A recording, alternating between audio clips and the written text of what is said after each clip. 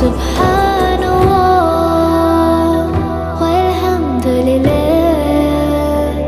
la ilaha illallah, Allahu Akbar. Subhanallah walhamdulillah, la ilaha illallah, Allahu Akbar.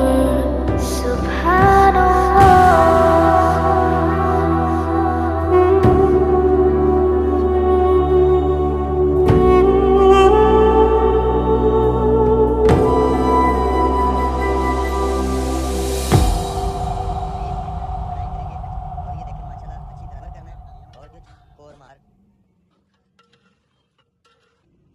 प्याज है fry वो डालेंगे, वो डालेंगे और कौरमा मसाला वो डालें और इसको अच्छी तरह पे आके एक पैकेट इसमें क्रीम का डालें। तो ये देखें माशाल्लाह अच्छी तरह अल्हम्दुलिल्लाह बिल्कुल तैयार हो चुका है।